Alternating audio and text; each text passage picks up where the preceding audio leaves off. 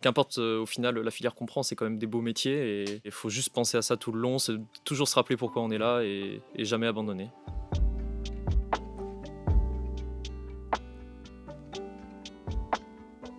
Et bah, du coup, moi je m'appelle Victor, je suis étudiant en dentaire à Montpellier. Je viens de finir la PACES.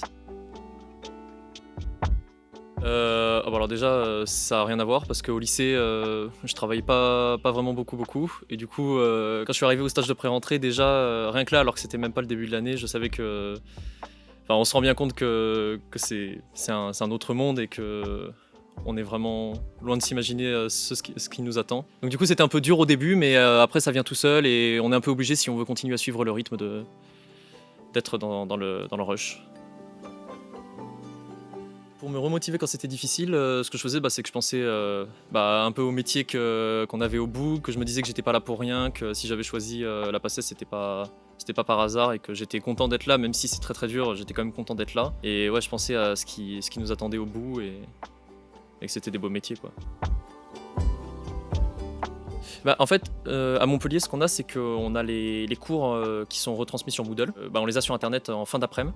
Donc ma première PACES, je regardais quasiment tous les cours et ma deuxième un peu moins que ceux que j'avais pas vus l'an dernier ou ceux avec lesquels j'avais du mal. Je regardais les cours le soir. Généralement, je faisais un truc du genre 18-22 heures, je regardais les cours en accéléré. Et après, j'allais me coucher et le lendemain matin, je revoyais les cours de la veille, le matin. Et ensuite, j'essayais soit à 10 heures, soit à 14 heures de me caler un ED. Le midi, la séance du tutorat ou de la prépa, selon ce qu'on fait. Et ensuite, l'après-midi, je révisais les cours jusqu'à regarder les vidéos et ainsi de suite. Je faisais, de manière générale, je faisais 8h30, 8h30, 22 heures. Ça dépendait des jours aussi. Critérium. Moi, l'objet que j'utilisais le plus, ouais, c'est le Critérium. C'est toutes mes prises de notes, tous les QCM, c'était ça, mais j'en ai bouffé, je sais pas combien. Plus difficile, c'était de pas forcément pouvoir s'arrêter quand on voulait. C'est-à-dire que moi, j'avais pas de pause, hein, enfin, je m'imposais pas des moments de pause, je le faisais un peu au feeling.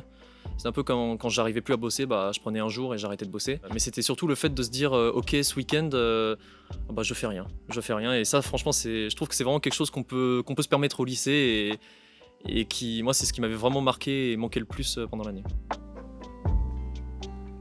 Pendant mes pauses, enfin généralement ce que je faisais c'est que, du coup là je vais parler pour ma deuxième PACES, c'est que vu que je regardais pas trop les vidéos, ça me faisait quand même gagner 3-4 heures dans mon emploi du temps. Donc soit je le mettais à profit pour réviser d'autres cours, soit je m'arrêtais ma journée beaucoup plus tôt. Donc pour le premier semestre c'était ça, et pour le deuxième je bossais beaucoup plus. Donc c'était vraiment quand j'en pouvais plus en fait, j'arrêtais et je le sentais. Il y a des jours où on n'arrive pas à travailler et c'est normal, donc là j'arrêtais de travailler et je me faisais un jour de pause.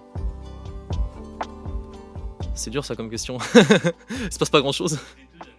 De mes 2 années, moi j'ai une anecdote marrante, mais enfin marrante, c'est relatif, mais un moment qui était marrant, c'était que, donc nous en PACES, on avait des spé selon les concours. Donc il y en avait une pour l'aspect dentaire qui s'appelait MCF. Et donc du coup, je suis allé à un ED qu'un prof faisait.